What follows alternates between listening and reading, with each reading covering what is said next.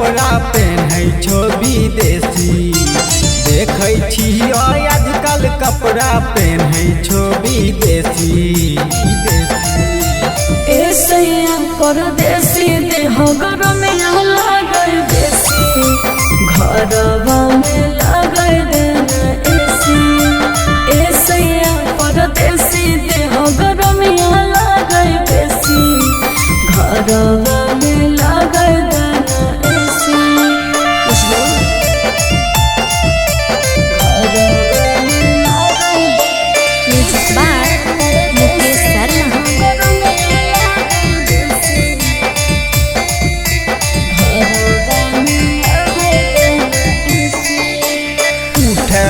हो या बारी महीना माँ के तनखा, लाई दे बधानी तोरा डबल डबल बना के।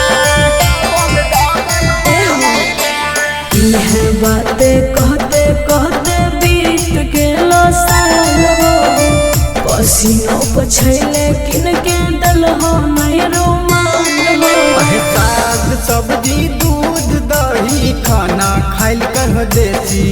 साग सब्जी दूध दही खाना खाइल कर देसी। ऐसैया परदेसी देह गरम लागल बेसी, घरवा में लागल देना एसी। ऐसैया परदेसी देह गरम लागल बेसी, घरवा में लागल देना एसी।